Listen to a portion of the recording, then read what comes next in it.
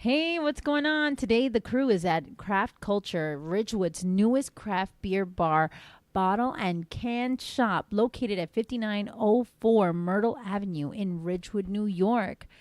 Look, the guys sit down for some beers and a good convo with Queens native and craft culture owner Ceasar Andrade. Don't forget, if you like what you hear, subscribe on iTunes and give us a good review too. We really appreciate all the support. Thank you guys. Now, go grab a few beers and enjoy the latest dose of dopeness. Cheers. Hey guys, what's going on? This is Beer Today, Beer Tomorrow. We're back at it again here at Craft Culture in Ridgewood, Queens. And got a couple of beer goons with me. Justin, what's going on? Oh man, I'm chilling. Happy to be here for another episode. Hell yeah. Excuse me. Yeah. And we got the newest BTBT goon hopping on the show today. Why don't you introduce yourself to the audience? I'm Miss Perry. Just moved up to Brooklyn recently, so I'm ready to check out some more of the city's beers. Yeah. Perry's repping that Pittsburgh like me. You know what I'm saying? Yeah. This is the first time we had an imbalance in the show. It's always like predominantly Queens, and now we got. I don't know if I like this. It's a Pittsburgh heavy show, but we also we're here with a very special guest. Sir, why don't you introduce yourself? How you doing? My name is Ceasar. I'm the owner of Craft Culture here in Ridgewood. Awesome. And Ceasar, you're from Queens, right? Yeah. Okay, so I feel a little better raised. now. So it's 50-50 now. Yeah. Where All is right in the world. Yes, all is right in the world. Nas and Mob Deep. There you go. Where in Queens did you grow up? Elmhurst. Okay, nice. I grew up in Astoria and bounced around in Queens in a bunch of different places. Right now I'm in Forest Hills, but definitely loved Astoria. I'd love to go back, but that's another story for another day. So let's just jump right into it. So we were kind of doing a little, just doing a little research on you, and I saw that in your LinkedIn. So you have a Master's of Science from NYU, right? In business, in sports business, right?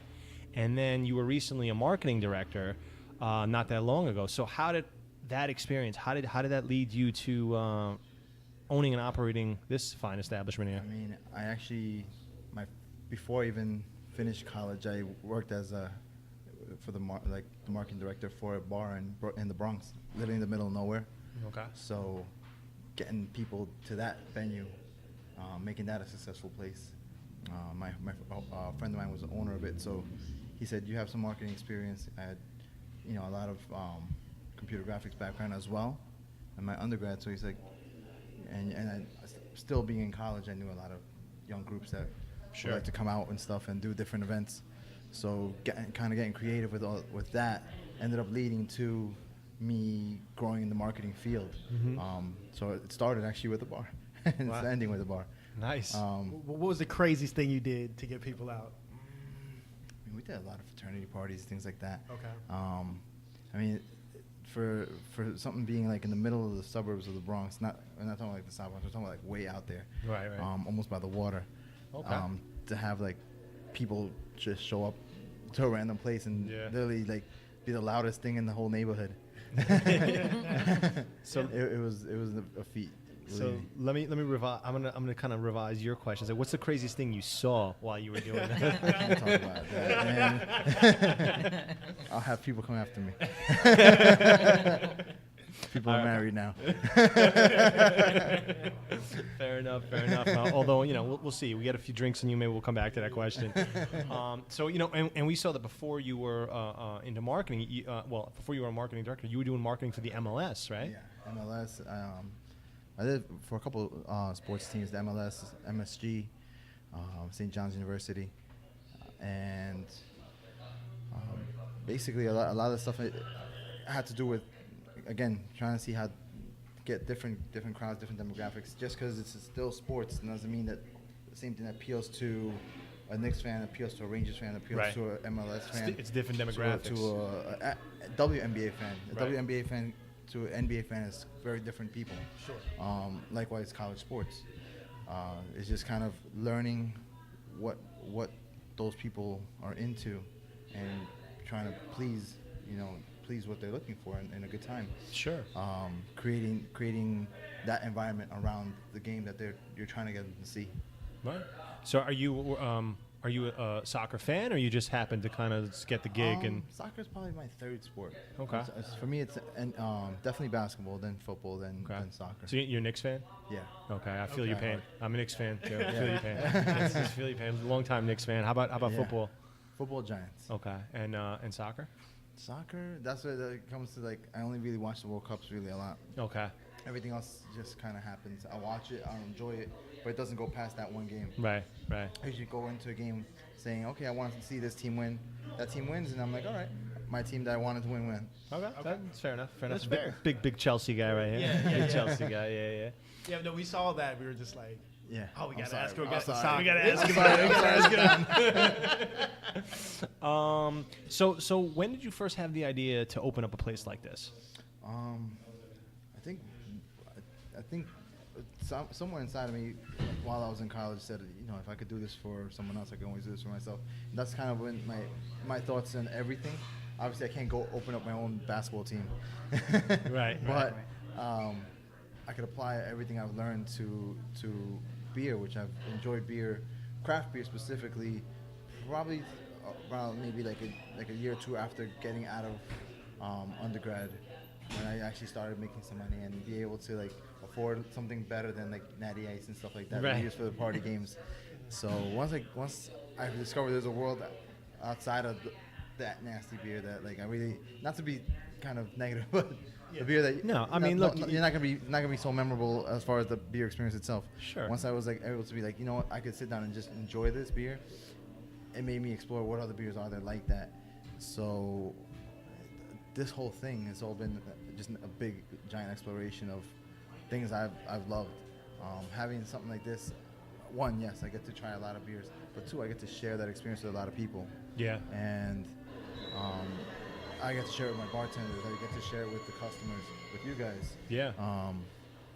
And as far as like when it all started, as far as the business perspective of it, I would say when I worked in MLS, I was working in LA. I got to see a lot of different businesses operate with beer, with craft beer. Craft beer is probably a little bigger of a scene over there. Not so much now, but the first time I lived in LA was back in 2006, 2007. Yeah.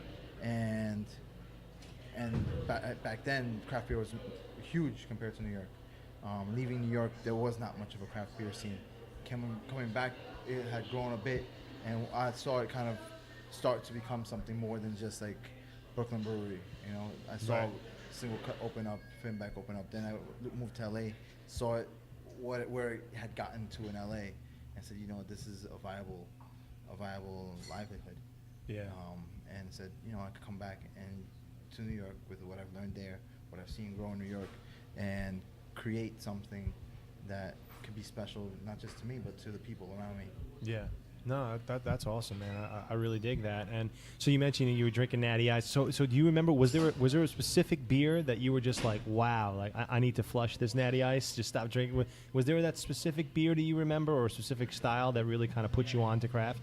The first, it's not really even a craft beer, to be honest. But it was like the first time you're not drinking just a watered down lager was Newcastle.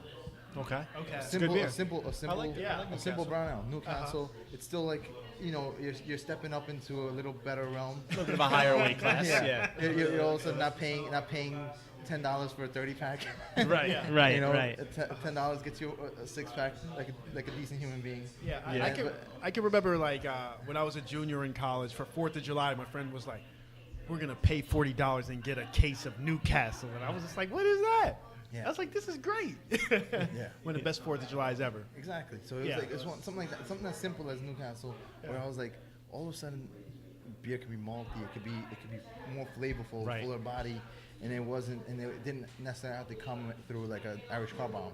Right. Yeah. It can have its own distinct flavor profile, Yeah, you know? exactly. And then that started opening me up to other brown ales and then someone at some point gave me, I think, like a Flying Dog, the original pale ale. Right. And that was something that, like, I was like, whoa, there's hops that are involved in this thing too. Mm-hmm. And it kept opening me up to newer horizons. Right. Nice. So getting back to craft culture here, So what was that process like? Getting it off the ground. Like from the time you had the idea and the concept to opening day. What was the process like? I mean, number one thing, obviously, any business you look for location, and I wanted at first I was like, you know what? I thought maybe New York City was too expensive for me, so I said, let me look outside New York.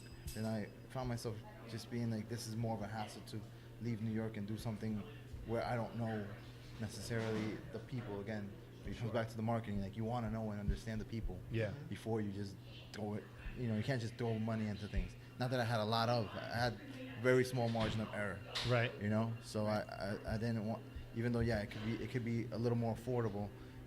My errors that would have happened from me not understanding the community would have been much greater leaving New York. So I said, you know what? Let me pay a little more rent, stay grounded a little bit, and say, let me see what's within the more known demographic, more known community. Yeah. And I looked in Elmhurst, obviously, being I'm from Elmhurst, and the community, the craft beer community is not there, not as much as it has been in other towns. Obviously, Astoria, big craft beer community in Astoria, but already kind of saturated. I said, you don't want to be the next guy. Yeah. You don't want to play second fiddle. Well, Ridgewood's up and coming. I mean, there's a lot. The neighborhood's definitely changing. And I kind of laugh for a second because as you're talking, it's like the music from the movie. It's like it's getting really serious and deep. What do you guys watch? Was that The Departed, or what do you got? Departed, yeah. All right, nice. Okay. Ridgewood's really up and coming. I mean, we were just talking on it before the show. I mean, we got Bridge and Tunnel here. Evil Twins coming in the neighborhood. We got Queens Brewery, right? Queens Breweries coming up. So Finback's not too far. Finback's not too far. Really? Obviously, you guys are here too. I mean, it's a lot. It's like it's that craft culture renaissance is just kind of growing and expanding. And I saw that as a great opportunity. Like I said, like everything you pointed out, I looked into it and I was like, wow, these things are. Even though there's still at that time there was still no address to be found for Queens Brewery, there was still no address to be found for Evil Twin. Yeah. It was just rumors. We were all like basing a lot of stuff on rumors. That I was like, you know what, this has the potential to be something, and I have the potential to put myself in the main street of Ridgewood. Yeah. And you're kind right of be the on center Myrtle of Ave. craft beer in this neighborhood. Carry all the local guys and kind of be a hub for if you want to come in. If you don't have the time to go to all those different breweries in one day, you could come here and have a little bit from each one of them here. Yeah, man. Yeah, definitely. So what would you say, the hardest part was of opening up a business here in Ridgewood? In Ridgewood, specifically Ridgewood, Or just in general? in general, I mean, it's definitely all the bureaucracy of having to go through upgrading utilities. I think we could have been open in 3 months if not for like Con Edison and I can't even say National Grid was pretty good to us. Right. But Con Edison, It's just a lot of regulations and red tape, right? They had a lot of regulations, with the construction still going on across the street, that caused a lot of delay on me getting the power here so we could power the ACs, the coolers, everything. Before what is now, there was a wedding dress store here, so they didn't have killer AC, didn't have refrigeration, Didn't have what you needed. Yeah, so all that stuff had to be put in. Did you keep anything from the wedding dress store? You got some stuff in the back, or? Not any dresses. That all got cleaned out. If not, hell yeah, I would have kept it. No, but we reused some stuff. Some of the things we could repurpose, we repurposed. Like even little things like office supplies that they left around. We still use it. I still have like a filing cabinet that was left behind, and rather than throw it out, and actually has like the original, like Glen Ridge Financial. Written on it. Okay. It's in the basement. So, it's something that I was like, I couldn't bear to throw it out. I restored it, sanded it down, got all the rust off of it, put some fresh paint on it. Okay. And like something like this should stay in the neighborhood, not just get dumped. Okay. Was there ever a point in time when you were just kind of weighed down by all the red tape and all that bullshit when you were like, man, I don't even know if this is going to happen? Of course, man. You have to. I don't think any business owner could tell you that they didn't go through that. Right. Honestly. I mean, maybe if they've been through it many times, but if you're a first-time business owner, you know, well, this being my second venture, but this was my first big venture. For a business owner, I think everybody has to go through that. It's almost like a rite of passage. Okay. Persevering and not giving up. Sure. And when did you guys finally open? We finally opened. I mean, it's weird. I could put the soft opening date or the hard date when we open for everybody. Let's start with the soft, go with the hard. Hey. Soft opening date was probably like the second weekend of May, and then we opened for everybody the very following Wednesday after that. And that was in May of May 2017. Yeah. So I think that's like the 17th or something like that. It came up. Okay. How did that feel? Opening the doors for the first time. Oh my God, it was crazy. It was a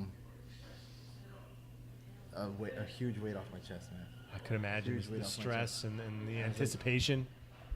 It was like just kind of seeing everything finally come in, and yeah, it's great having the soft openings. Your family comes out, your friends come out, people that have been knowing already ahead of time, but you don't know if the things you put on Instagram, the things I had like a big vinyl on the windows. Yeah. I don't know if any of that stuff gets seen until like you actually see. I don't know, not that everybody else was the real customer, but When you see people come through the new door. people that you never met before come Right. through the door. Right. And So right. the rubber hits the road.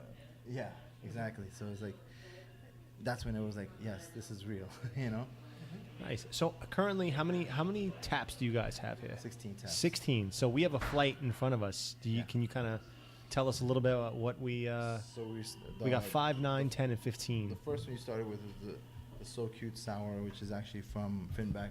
Yep. Currently on tap. This on the taps. This is the closest beer to craft culture, although we have some stuff coming from Ridgewood Tunnel as well. Sure. Nice. Shout out to Rich. Yeah. Shout out to Rich. is Yeah. like you said earlier, the hardest working man in the Hardest industry. working man in the industry. Sure, Yes, he is. absolutely. He's a beast. Yeah. But So Cute Sour, delicious. One of the best sours I've had all summer long. Yeah, they do a really good job over there at Yeah. Finback. I actually have like yeah. That's what you got? Yeah, I love it.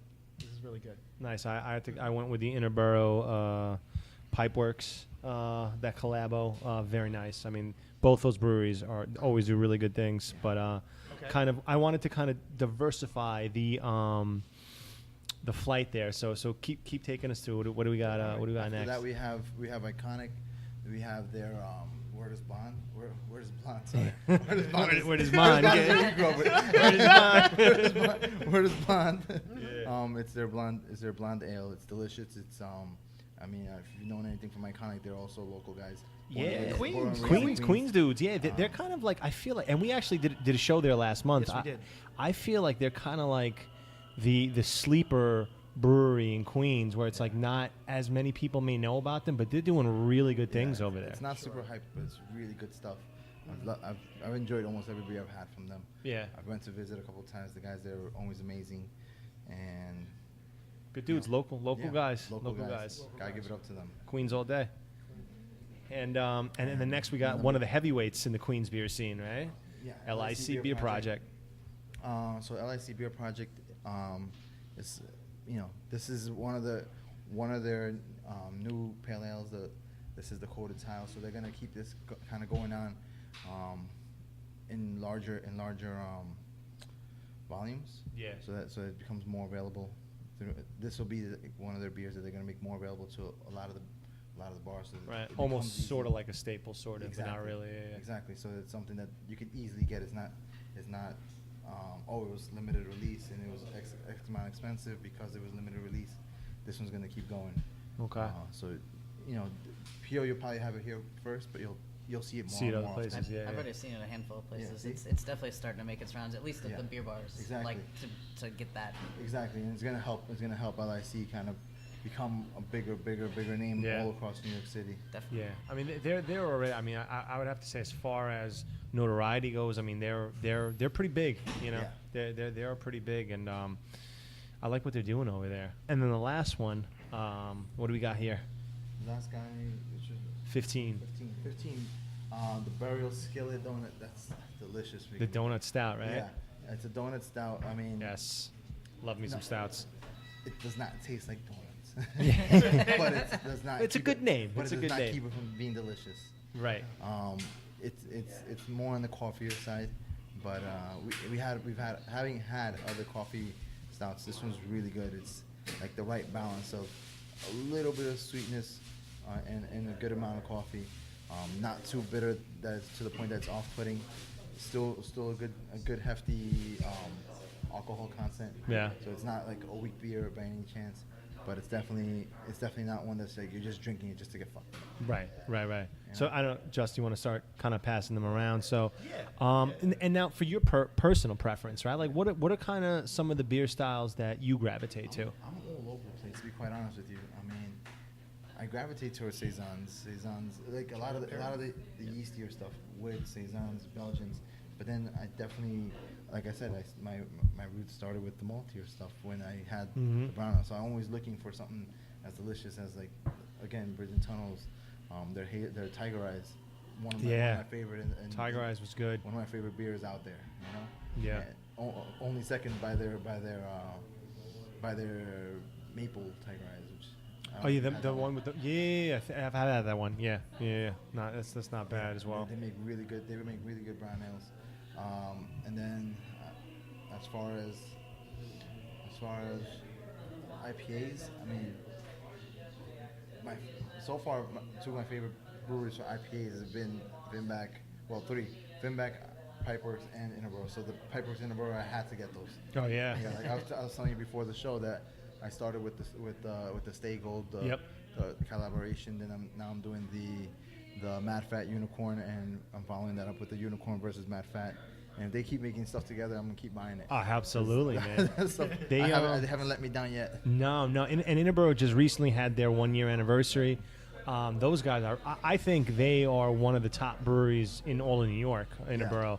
Absolutely. Making quality Yeah. stuff. They make a Okay. lot of quality stuff. I mean, especially if you're a guy that likes hops, if you're a hoppy dude, they are one of the best breweries. Yeah. They're doing big things. I also like how they have like the hip hop influence with Oh all yeah, their Jesse naming. used to be like a DJ. Shout out to Jesse over there. Jesse's a great guy. Yeah, he's a good dude. He's a real good dude. So let me ask you, as far as obscure beers and obscure breweries, who do you think hasn't been getting enough attention? Obscure beers. I mean, within New York or in general? Let's say within New York.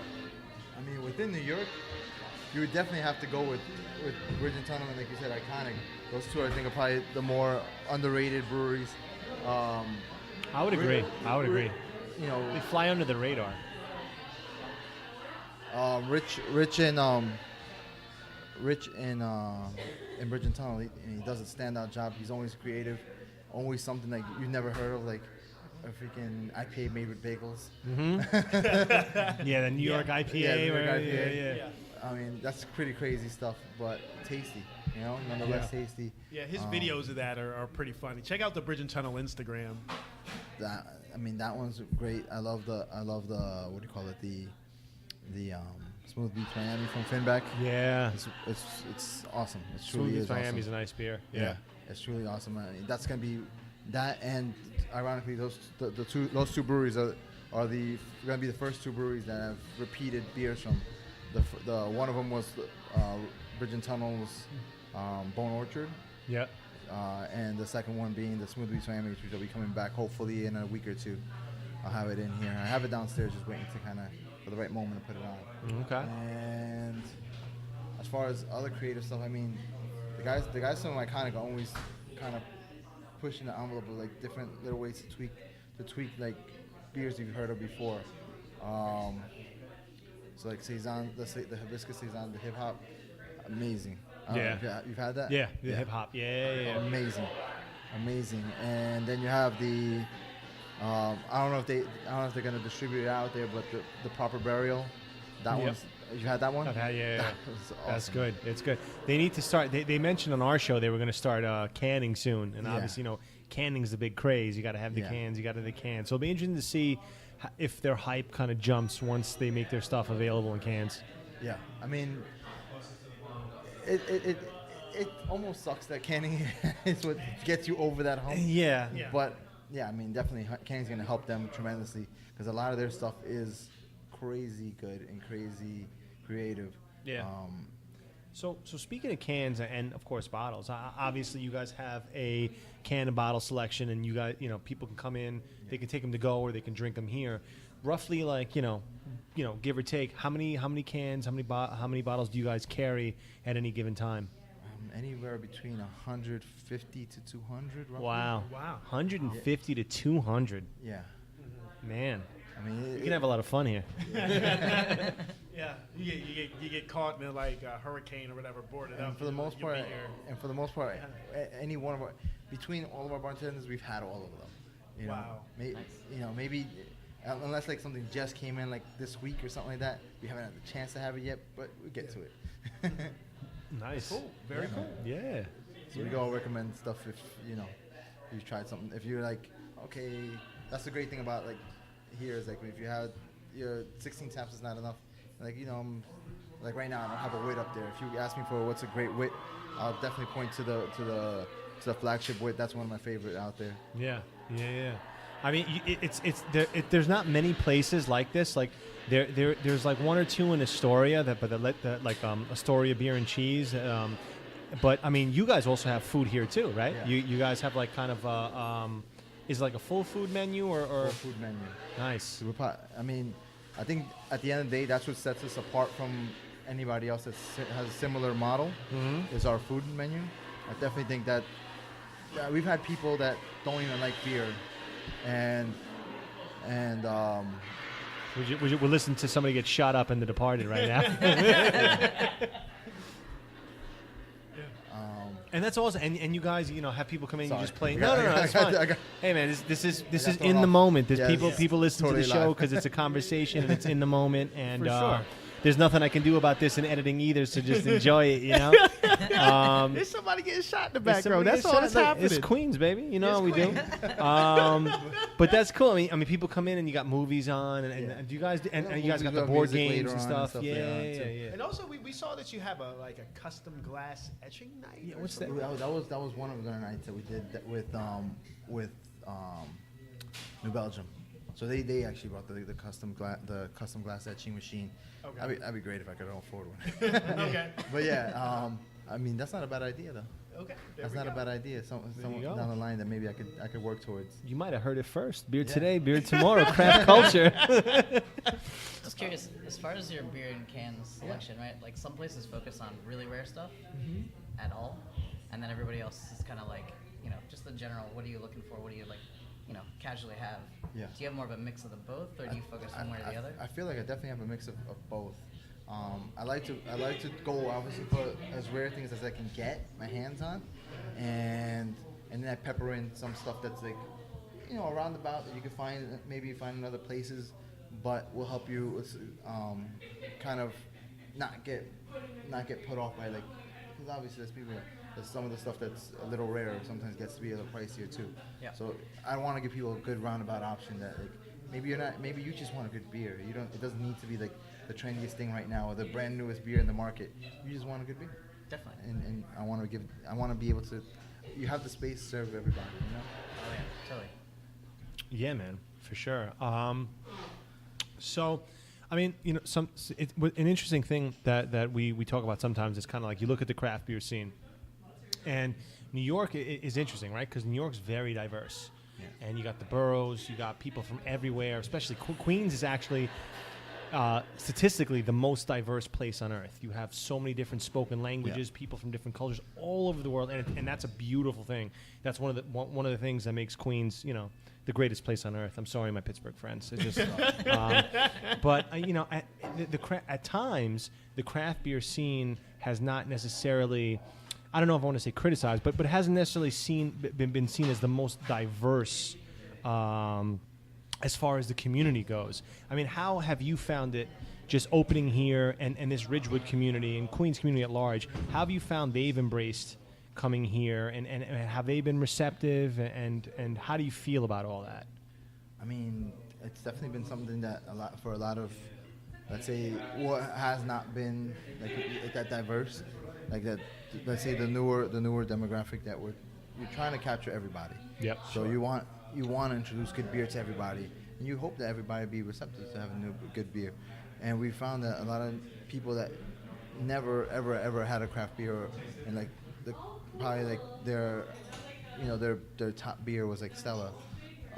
They come here and said, let me try something like a Stella. I introduce something more or less the next step up or two from the Stella. Yeah. And then while they're trying, I'll be like, here, try this other thing. This is, you might like it, you might hate it. Give it a try. And Just then try like, it, right? Yeah. And I give them a little sample, a little taste. And we're never shy to do that for our customers. And we find it helps them kind of open up. And the next time they come, they're like, oh, did you have something like that? Or now I'm ready to try it. Let's say the first time they were with friends, they weren't in the mood to experiment. But then they come alone, or they come like just in a couple, and now they're ready to experiment. It opens up their mind to trying new things. And we've seen a lot new customers that never had a craft beer in their life come here and really like embrace the place. Yeah. And like come and be like, you know what? I've never had this cider. I've never even had a cider. And now like, cider is their thing. Yeah. Okay. Do you find that because you do flights, which is becoming more common, do you think that like a lot of people come and do that like as a couple, or is that more like if you're solo, do you have to already be into beer, or are people willing to just jump on that? I think you have to be into beer a little more to do the flights. Sometimes I feel like people, because one flight is usually a little more than one full pour, they'll go to the one full pour that they think is going to be their number one for the night. And whereas when someone's into craft beer, they're like, you know what? All these sound great. I can't have them all, so I got to narrow it down to 4. Right. Which And would be me. Yeah, exactly. And it's totally natural. Like I'm the same way. I go to a place when I see a list like this, I'm like, oh, shit, my mouth starts watering just looking at it. You got to get the flight to at least try as many as you Exactly, can, right? Exactly. So I've had friends that into craft beer come in like, we're gonna go flight down the whole list. Yeah. This usually doesn't end well, but Yeah, going down the line, right? yeah, they're going down. But nonetheless, yeah, definitely I would think that flights are probably I'd say the more experimental craft drinker. Sure. And whereas that's where, like I said, while they found their number one, I'll like slip in like a little taste, not a flight size, like maybe like a quarter taster of a flight sample. size. Yeah. Just to like say, here, try this other guy. If you like, let's say right now I have 2 Pilsners up there. If you like Pilsner number 1, maybe you want to try Pilsner number 2, and then I'll throw in a little Oktoberfest. Yeah. Go like a little step up, little baby steps. Yeah. Exactly. And see like where their comfort levels are. Maybe they like more the German-ish style beers, the Belgian-ish style beers, the American stuff. Yeah. You don't want to shock them, because some people, when I was first, I've been in craft beer a while, and then when I introduce people and people that are not, like usually what I'm drinking, not always, but it tends to be like a really hoppy beer, IPA, double IPA, which I'm sort of getting away from. Even though I still love it, I'm sort of getting a little bit away from it. I love all kinds of styles, and I feel the market's a little saturated, but that's another story. But it's interesting, though, like, people want to try it, and if they're not into craft, and you give someone like a double IPA, they're just like, what the fuck is this? Like, they don't even... That's like saying, hey, do you like wings, and then giving them something that's Thai level 12. Yeah, exactly. But you know why you were mentioning, down the line and all the taps here, I got a great idea for another show, right? We come here, 16 you got 16 beers on draft, you do 16 beers down the line, pints, see what happens, do a show about it, See who survives. Yeah, right? Beer survivor. Beer, yeah, there you go. Document the whole fucking thing. I live near here, so it might not be that big of a deal. I got Uber. Yeah. I got Uber. So no problem. I'll do it. Yeah. So my question is, what do you do when somebody comes in here and they're like, I want a Bud? Bud, I'll tell them, hey, we have something like 5 times better than a Bud, but you know, so like right now I have the Oktoberfest, which is a lager at the end of the day. They'll try it out. I've had literally some guy come in, oh, you don't have bud on the line, on the board. Are you guys getting any bud soon? I'm like, not really, but, you know, definitely try this guy out. You want to be kind. You don't, we never thumb our nose up to someone and says, you know, I want a bud, or I want a Heineken, or I want a Corona. We kind of try to guide them between the taps and the fridge. We definitely feel like we have a good opportunity to like help them, you know, open their minds up. And maybe it's not bud price, you know, but if especially with the draft lines, if you give them a little sample, they're like, oh, like, this is a whole new level of beer that I've never had before. You know, it's interesting. The last show I did that actually was with Homebrew and Hand Grenades, and I asked them, you know, what's their philosophy there? And I loved their answer. Their answer was basically like, pinkies down. It's just beer. And you like what you like. And you'll be surprised, you know, we talked about this the last couple of shows, and just you always ask that awesome question. And you know what, you know what, but before I even get into it, let me let you ask the question. Just ask the question. What was the last time that you drank? That was Carl. Star photographer. Carl, you want to come on and say hello to the audience real quick? Yeah. Just say hello. It's always good to see you guys. You bring life to beer. Thank you, sir. It's a good man. Thank you. Cheers. Just we need a Woody Allen when you're ready. Take care. He's a really good dude. He's a character. He's a great guy. Carl, great photographer. I see him at all the beer festivals. But yes, continue with your question. Yes. So when was the last time you drank a Bud or a Coors or something like that? Dude, my girlfriend's here. You know, she's listening. She's back there, you know.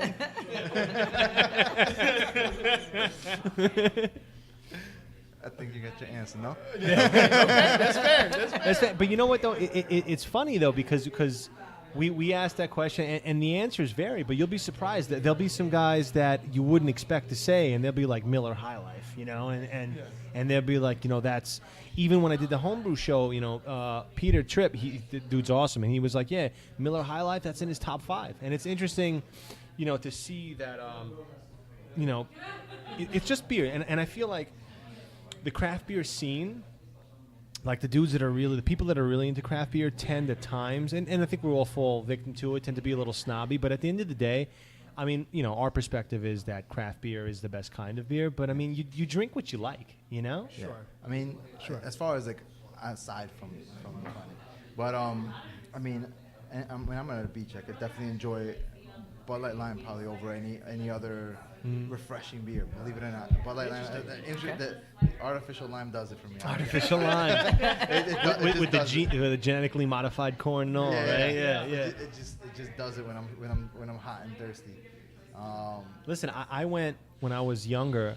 At the same time, like in the same week, I could drink like a Le Chouffe or a Whitehead Stefaner, and then a St. Ides, you know, or a Colt 45. So, you know, you grow and you move forward with your palate. And the one thing about craft beer that I think, you know, even though it's just beer, you drink what you like. I don't think you know, if you drink craft beer, I first of all, I believe that there's a beer for everybody out there. And you're not going to match that flavor profile or that flavor spectrum with commercial beer. You're just not. No. And that's why you see commercial beer trying to buy up craft beer. Yeah.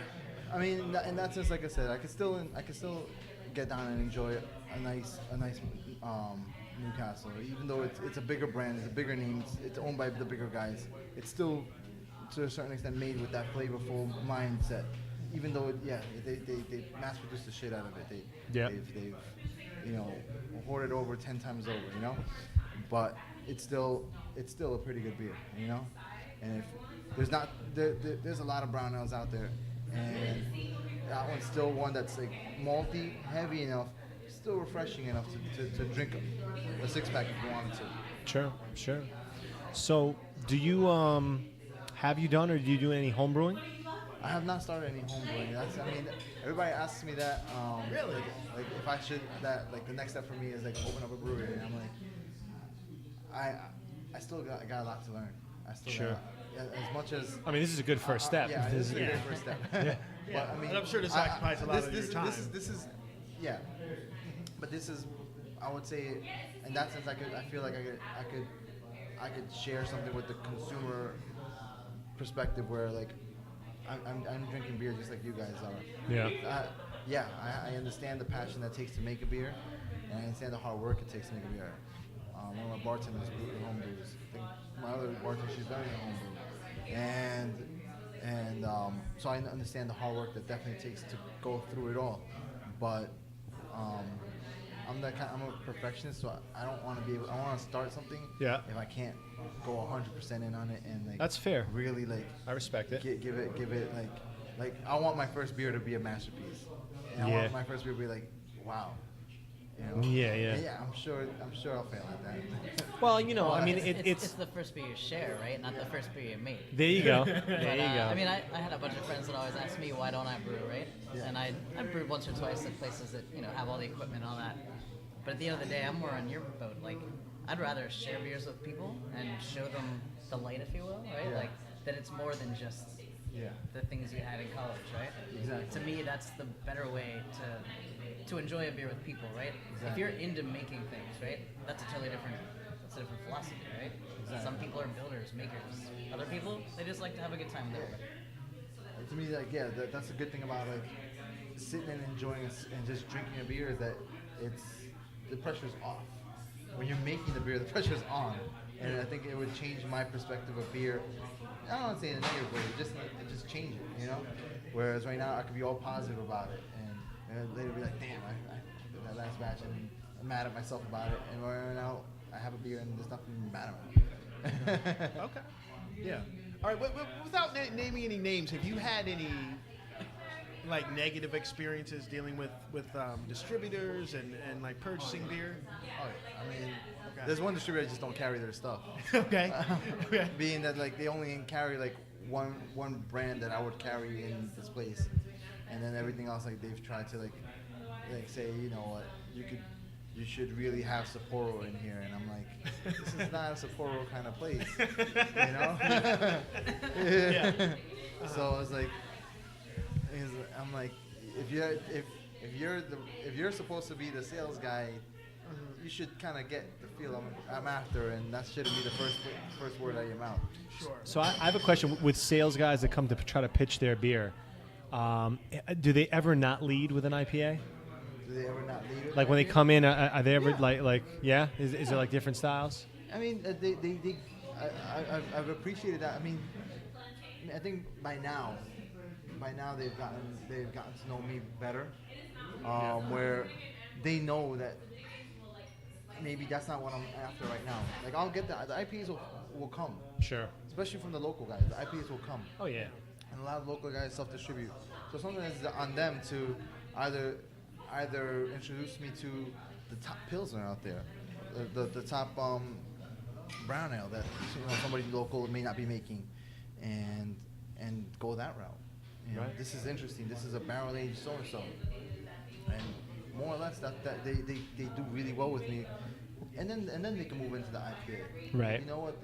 Before I let you go, I have this crazy new IPA, Right. this crazy limited IPA that there's only one keg of them left.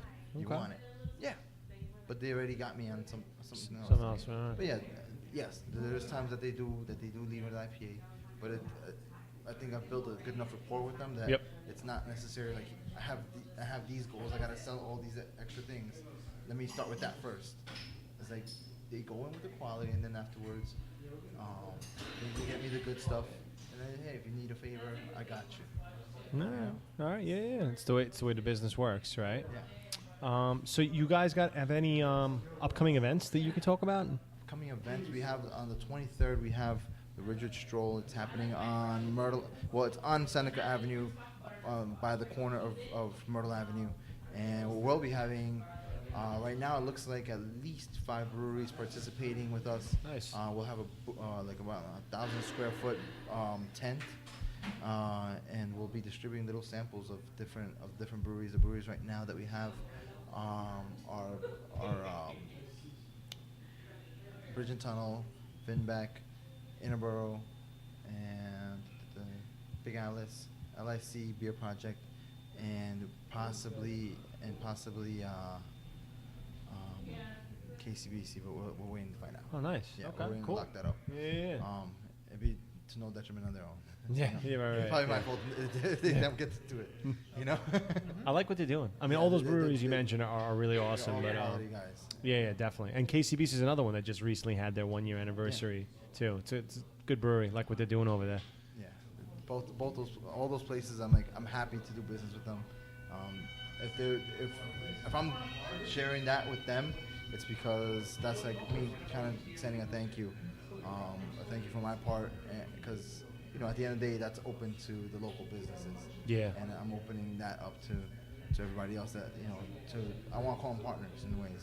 Sure. My place would not be the same without their beer. Right. Yeah. Right. It's all community. Yeah, exactly. Yeah. So if people want to learn more about craft culture, like where can they go? Like what's your website URL? You guys on all the social media channels? I would say honestly that my number one social media is probably Instagram, Craft Culture NY on Nice. Instagram. I feel like Roddy Piper is going to come out right now. we have our website. I'll be 100% honest. I'm not the best at keeping it up to date. Sure. So for the latest and greatest, you definitely go on IG. IG. And what's your IG handle? What's the name on it's IG? Craft Culture NY. Craft Culture NY. Oh, yeah, on Facebook it's Craft Culture. They're both basically whatever I'm putting on Instagram is gonna just copy over to everything else. Sure. Just the website just takes a little more work. Yeah, it's a lot. I can, you're managing the business. You got so much going on. I can only imagine. Yeah, part of it is because the drafts change so frequently. Right. Like I said, I don't repeat any keg, so when one keg finishes, a complete different keg follows it, and Oh wow. it makes it a little more challenging to Sure. keep things up to date. Yeah. Yeah. No, I can imagine. And you guys do football games here too, right? Yeah, we do the football games obviously Friday, Monday, and Thursday. We have special nachos for those days, nachos and chips. The Taco Tuesdays for Tuesday nights. We try to do we're gonna try to figure out like different ways to like incorporate different food items for special days. That way we don't make our menu blow our menu up completely, like where it's like the 10 Commandments. Sure. Yeah. Of food menu, but we're still able to offer like special fresh food for everybody. Nice. Like I said before, the food really I think is what sets us apart. Like we have teachers that come here to eat during lunch breaks and stuff. Yeah. And then they're not drinking, they're just eating. They're just eating, yeah. People that come just for the food, that come to learn the place is just like a restaurant. So- that happens to have a crap load of beer. Right. Yeah. No, that's a beautiful thing. So what are your hours of operation? That's something that's still in the works of right now. As it currently is, it's 11:30 to let's say roughly 11 o'clock. It kind of sways a little bit based on the crowd. During the weekends, it goes till 1 a.m. You're open every day, or Every day. Really, 7 days a week? 7 days a Wow, week. man. Okay. Okay. Yeah. How many of those days hours are you in here? I countless. Too many, right? Countless. I mean, I'm here. I do all the day shifts during the week, except for Friday, and then Friday I usually roam around, kind of get a lot of errands for the place going. Yep. And then night times I'm still here. Here and there I'll jump out for like an hour or two, and then I come back to help the guys close. I can't even begin to count how many hours. Man, I could I make imagine. myself comfortable here. Yeah. What would you say, if you could kind of summarize it, what would you say the philosophy is here at Craft Culture? I mean, if I had to summarize it, I'd have to say there's a beer for everybody. Okay. There's a beer for everybody. Maybe you haven't found it yet, but there's a beer for everybody. We've had people that are totally against beer, and then they try something, and it's like, oh, this is not too bad. I've never had a beer like this. Talking about a sour, they're not used to craft beer. They've never seen a sour on the regular Sure. mainstream market, or they've never had a stout that tasted like creme brulee or something like that. Yeah. Okay. Yeah, so when you have something like that, it's like that'll turn your mind around. It's like, wait, beer's not only, yellow and Right. and crisp. It could be dark, malty, sweet. Sure. You're converting them one beer at a time, huh? Yeah. Bringing them into the community. Exactly. Exactly. Awesome, dude. And Awesome. then if not, we always have the ciders. Yeah, you go. You always got the ciders. So right now, what would you say the funkiest beer you have right now? Either tap or can or bottle. What's the funkiest beer you guys are selling right now, in your opinion? Funkiest beer, man. I might have to say, and I don't know how to pronounce it, which is the worst part. It's from Stillwater and Dukes. Okay. D DEUX? D-U-G-G-E-S. Oh, okay. It's a Swedish beer.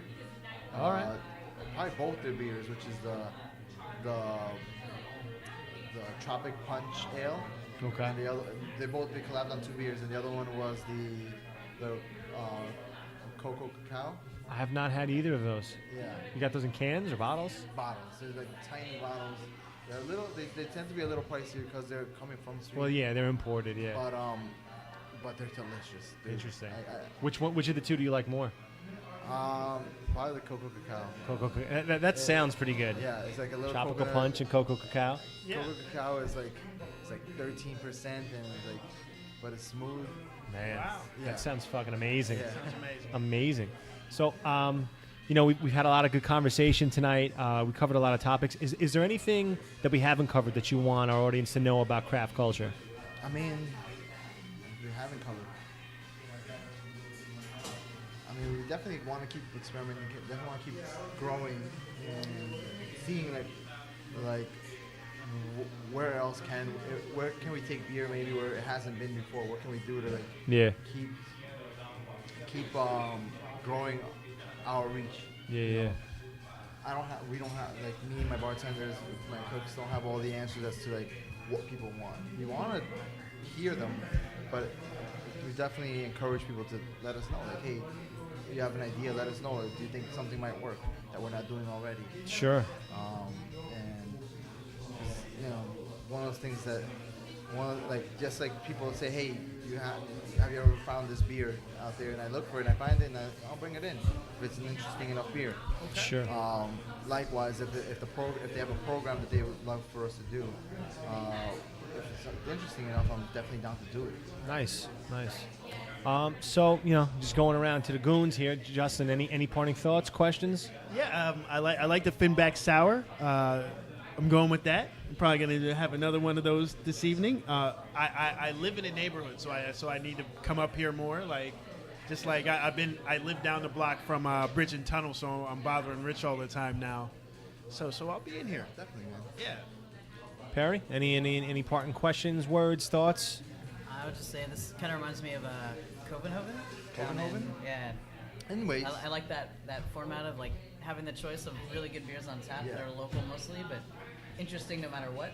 But also being able to dabble with the bottles and cans definitely makes it a much easier choice whether you want to be picky or just have a good one.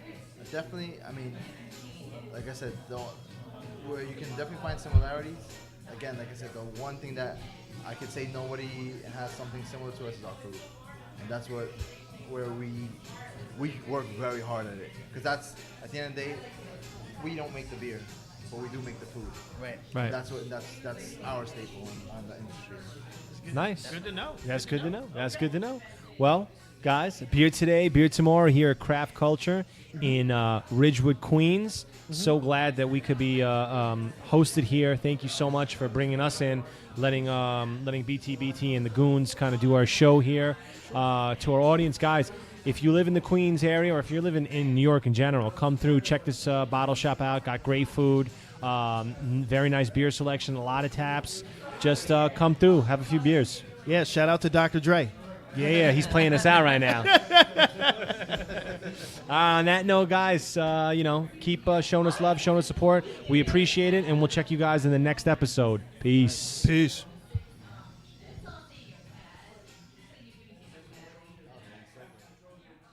We hope you enjoyed the latest episode.